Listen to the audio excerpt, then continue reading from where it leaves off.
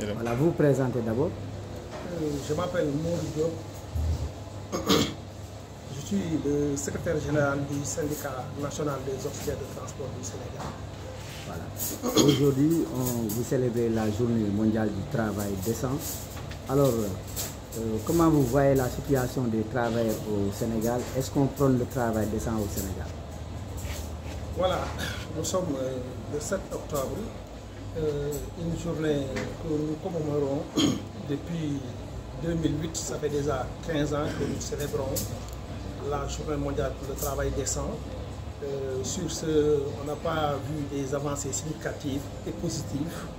allant dans ce sens, parce qu'aujourd'hui, les travailleurs travaillent de plus en plus et deviennent de plus en plus pauvres, parce que tout simplement, il y a une crise économique, financière, mondiale qui impacte l'ensemble des travailleurs. Aujourd'hui, le pouvoir d'achat est devenu trop cher pour les travailleurs et pour avoir un travail décent, il y a les normes qu'il faut respecter, c'est-à-dire les 4 piliers. La création d'emplois, la protection sociale, la protection des droits au travail et le dialogue social. Et dans pas mal d'entreprises, nous avons vu que voilà, le dialogue social est en panne et ce dont les travailleurs sont en train d'avoir à titre honoraire ou de salaire ne suffisent pas pour que le travail puisse terminer le mois. Nous tous, nous savons que dans les entreprises, la majeure partie prennent des quinzaines parce qu'ils n'arrivent pas à subvenir à leurs besoins, surtout à ces périodes de rentrée des scolaires, qu'il y a lieu d'inscrire les enfants, payer les fournitures et payer quelque part les habits pour les enfants. Justement, est-ce que ce n'est pas le pacte de stabilité sociale signé par les centrales syndicales qui n'a pas aujourd'hui fragilisé quand même le monde du travail? Oui, le pacte a quelque part fragilisé le monde du travail, mais pas tout à fait, parce que tout simplement, les gens continuent de négocier, les gens continuent de revendiquer, parce que le pacte a été revu certainement, mais pas dans un sens global. Maintenant, ce qu'il en est très simple. Nous avons eu tout récemment des augmentations salariales, mais les augmentations sont minimes et trop petites. Parce que tout simplement, on peut comprendre au niveau public, il y a eu des augmentations qui avoisinent les 150 000. Au niveau du privé, les augmentations avoisinent autour de 8 000 francs. Parce que les augmentations ont été concédées sur les salaires de base. Et nous savons tous que sur les salaires de base, il y a ce que l'on appelle les IR, les impôts retenus sur salaire. Ce qui veut dire que tout ce que l'État te donne par la main droite, l'État le tire par la main gauche. Sur, par exemple, les augmentations, vous pouvez mieux négocier afin que nous puissions vraiment avoir une subvention sur les salaires de base des travailleurs. Parce que c'est à titre symbolique, mais le travail ne le ressent pas au niveau du panier ménagère et au niveau également des substances que nous sommes confrontés tous les jours. Dans le secteur du transport où vous évoluez, aujourd'hui, quelles sont vos difficultés et quelles sont vos doléances, justement? Au niveau du transport, dans un premier temps, on peut dire que la Convention nationale des auxiliaires de transport est caduque, elle est obsolète. Elle date de 1957, je dis bien de 1957. Cette convention est beaucoup plus âgée même que le président de la République actuelle. Certes, nous sommes en révision, mais je sais que ça va prendre du temps et ça a pris beaucoup de temps. Dites-vous, comment on peut se référer à une convention qui date de 1957 jusqu'à nos jours, nous sommes en 2023. Et sur ce, vous allez voir avec nous que cette convention n'est plus en phase, ce qui veut dire qu'elle est obsolète et caduque. Maintenant, au niveau des négociations, nous souhaitons que vraiment qu'il y ait des avancées significatives parce que le blocage actuellement se trouve quelque part au niveau des employés parce que tout ce qui est indice financier, il n'aimerait pas, par exemple, mettre un avancé là-dessus. Et sur ce, ça plombe ou ça bloque quelque part les négociations d'une manière globale. Par rapport au thème que vous avez choisi cette année, qu'est-ce que vous avez à dire? Voilà, comme nous le savons tous, une journée mondiale nécessite un thème global et général. Le thème de cette année, c'est l'augmentation des salaires. L'heure est venue d'augmenter les salaires. Ce qui veut dire qu'il y a la crise financière, il y a la crise énergétique, il y a la crise qui impacte également la guerre en Ukraine. Il y a tous ces changements climatiques également qui impactent, je peux dire quelque part, l'ensemble des besoins que nous sommes confrontés tous les jours et j'interpelle sur ce point que vraiment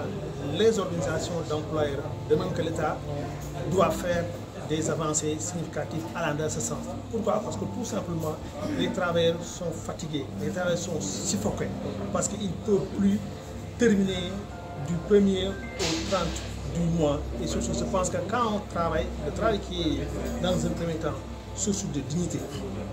qui est également une stabilité familiale, mais sur ce, les gens travaillent à contre-cœur parce que tout simplement, ils ne parviennent pas à s'en sortir et c'est désolant. Quand on travaille et qu'on devient de plus en plus pauvre, je pense qu'il y a lieu de se poser des questions allant dans ce sens. ci wolof tey bés bi nga xam ne mooy journée mondiale du travail décent d'abord nan nga gisee situation liggéeykat yi Sénégal ndax mën nañ jàpp tey Sénégal ne am na vraiment promotion travail décent. waaw journée mondiale pour le travail décent déjà ñoo ngi ko tàmbali 2008 ak tey. 2008 ak tey jàpp naa ne def na 15 ans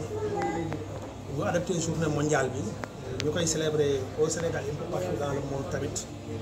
wante lépp lu nga xamante ni dafa nekk solo bu tax ñu wax ne yokkute mbaa ñu jëm ci kanam ci wàllu liggéey ci wàllu koom-koom dafa des bu baax fii ci biir réew mi Sénégal lu tax mu des mooy travail décent dafa am lu nga xamante ni moom moo ko ëmb li ko ëmb si dëkk mooy ñu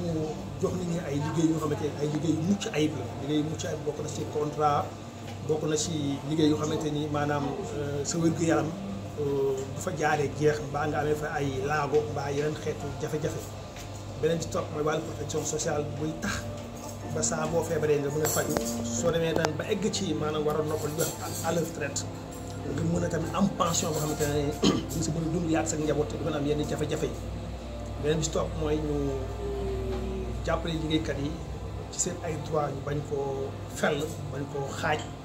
bañ koo indi ay jafe-jafe te chaque jour que jëfee ku déglu information wala ngay seetaan yaa ngi dégg ñu dàq ay nit dàq ñoom tegul ci yoon yaa ngi dégg entreprise waroon def ay élection délégué du personnel mu nekk une obligation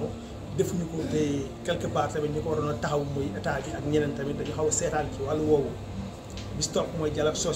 social bi dafa nekk en panne quelque part parce que tout simplement bëri na foo xamante ne nii lenn moo fa nekk rek mooy da ngay def lii mënuloo ko ñu jëlee la ci entreprise bi fu la neex nga demal tribunal ñu yëg ko wàcc fii ak 5 ans ngay soog am gain de cause finalement nit ki sax dafay taay sax wala dafay découragé pour mën a sax dugg ci loolu mbaa lenn lu mel ci loolu kon tey jii li ñu gis mooy dëgg yàlla travail décent bi dafa sooxani bu baax fii ci biir réew mi lu ko waral nag bokk na si ndaxte tey jii soo xoolee liggéey bi nga xamante ne nit ñaa ngi liggéey te booy liggéey war nga mën a sax mën a nokki tuuti mën a soufflé li ngay liggéey mënul la jariñ mais tey jii jafe na nga dem ci entreprise liggéeykat bi mën a fay ko salaire du premier balaa le 15 ou le 20 salaire jeex na tàkk surtout jamono bi ñu toll nii muy jamono yi ouverture des classes nga xamante nii li lay war dafay bari ci wàllu inscription yi ci wàllu fourniture ak yeneen ñoo xamante ni ay transport pour sa doom mën a jàngi jafe-jafe yooyu yëpp nekk ci biir je pense que jot na pour état bi organisation d'employeurs également gën a mën a jàppale liggéeykat yi pour ñu mën a gis seen bopp ci li ñuy def. yaa ngi ne liggéeykat yi sonn nañ tey mais nag léeg-léeg nag gars yi dañuy kaas na ci centrale yi ne centrale yi taxawaay bu ñu waroon taxawaay defuñu ko te dañoo dem sax ba pacte de stabilité sociale bi tënk leen ba nga xam ne léegi mënatuñu wax mënatuñu dem grève générale mënuñu def dara liggéeykat yi moom di gën a tumuranke. waaw centrale syndicale yi ñoo ngi góorgóorlu waaye des na des tey moo tax émergence ay nu mu tuddati société civile ak ay activistes di gën di yokk parce que loolu yëpp ay préoccupations yu si ëpp ñoo xamante nii ay préoccupations fondamentales yoo xam qui revient de droit ci liggéeykat yi waaye ñàkk a dox bi mu war a dox ak tamit pacte stabilité sociale économique émergente tamit li nga xamante nii xaw na ko ngës a xël ci wàllu boobu ci maanaam lu mel ni grève générale su yenn revendication yi ak tamit yenn jafe-jafe ñoom liggéeykat ñoo ngi koy dund ñu bañ ko war a mën a eggee fi nga xamante nii fa lañ ko mën a jottalee loolu tamit daf si joué rôle bu mag te rôle boobu mu joué du nekk rôle bu baax ci liggéeykat yi maintenant révisé nañ ko nit ñaa ngi siy xool mais du tee tamit lépp lu nga xamante ne nii jafe-jafe la muy revendication muy préoccupation muy ak contrainte liggéeykat yi dund tamit dañ fexe def de telle sorte que ñu mën ko àggale ci fi ñu ko war a àggale ñu ut si ay saafara tamit pour ñu mën a aller de l'avant daal ci ñu ñëw ci thème bi ak wàllu secteur du transport tey seen tolluwaay est-ce que foofu travail décent bi am na fa. waaw wàllu thème bi comme ni nga ko xamee rek at bu nekk célébration journée mondiale dafay am benn thème général thème bi ñu am tey bu global mooy l'heure est venue d'augmenter les salaires mu nekk dëgg wér péng ndax jafe-jafe yi ñu dund ci àdduna bi lu si mel ni crise énergétique bi lu si mel ni xeex wala guerre bi am en Ukraine lu si mel ni changement climatique ak tamit lu si mel ni tamit yenn yokkute yi nga xamante ni dafay jóg rek bañ a taxaw te liggéeykat yi di ko dund bu baax beneen bi stop mooy tey jii convention secteur bi bokk c'est transport convention bi maanaam dafa jéggi dayoo dafa màgget ba xubbi daas lu ko waral mooy convention bi 1957 la convention bi amoon ba tey jii ci la ñuy nat bi si fay liggéeykat yi auxiliaire transport kenn ku ne xam ne convention boobu moom mag tey actuellement ki nekk président de la République du Sénégal kon loolu bañ ko war a soppi dafa yàgg dëgg la ñoo ngi en révision mais révision bi mënul gaawee noonu te je pense que 1957 ba 2023 ñaan la ñee ngi ci révision et je pense que loolu dalul xelu liggéeykat yi daal kon tey jii dafa jot ñuy wax ci liggéey travail décent li ñu mën ko am lu dara lu dul nit ki mën a am liggéey bu mucc ayib mooy liggéey boo xamante ni du la gàllankoor du la feebar doo fa jëlee maanaam tolof wala laage wala leen lu mel noonu beneen bi stop mooy protection sociale ñu fexe ba nit ki li muy liggéey mu mën a faju njabootam mën a faju su demee ba egg à la retraite également mu mën a am pension boo xamante ne mën a permettre mu mën a vivre dignement li si topp mooy ñu protéger droit wu liggéeykat yi droit liggéeykat yi nag wax dëgg yàlla saa su ne ñoo ngi gis ñoo ngi dégg que ne ñoo ngi dàq ay nit mais de abusif dans les entreprises ñoo ngi bund xatal ay liggéeykat ñoo ngi leen di menacé kon droit yi ñoo ngi koy fer la des na beneen bi mooy dialogue social bi moom je pense ba mu nekkee en panne ak léegi xaw na yàgg tey rek. mais nee nga yokk payoor yi moom jot na moom fu mu toll nii sëkk dañoo war a yokk payoor yi secteur privé surtout. dañu war a yokk payoor yi parce que li fi jaar mois de juillet bi passé tour la rek waaye du yokk moo xamante ni mën na ci gis seen bopp suñu xoolee ci wàllu public bi daanaka yokk salaire yi moo ngi jege 150 000 francs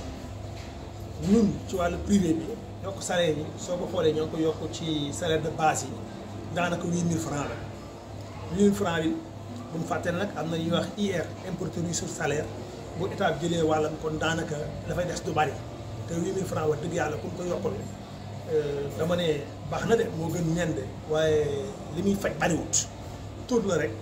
maanaam sexal ci lii ta nga noppi te taxul kooku loolu muy sex mun na rek jéem jëm daal kon ñoo ngi demandé état yi demandé organisation d'employeurs yi nañ gën a considéré liggéeykat yi gën a jàppale liggéeykat yi parce que su liggéeykat amut damay xam ne capital du mën a am investisseur du mën a taxaw parce que boucle bi capital humain mooy li njëkk xalaat dafa war a centré au service de l'être humain muy liggéeykat bi nga xam ne mooy tax ba richesse mën a am ci réew ak ci biir entreprise.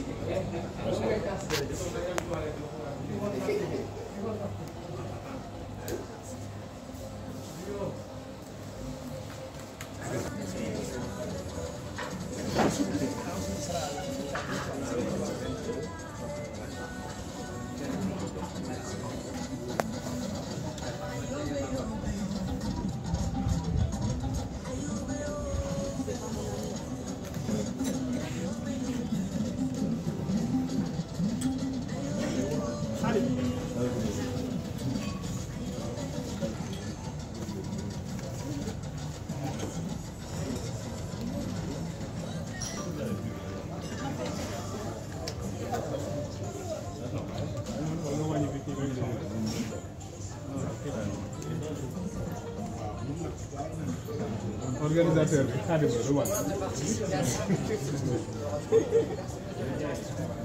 ndax xam nga ne.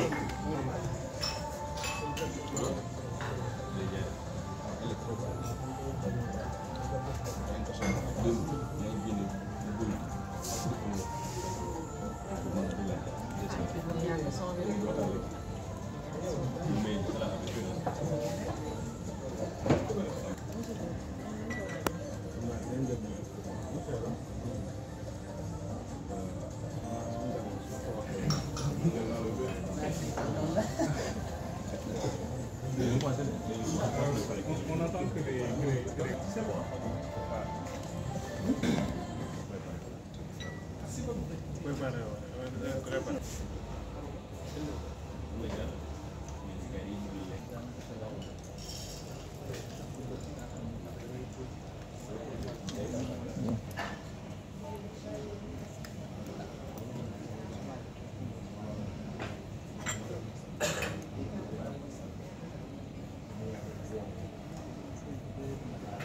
Termina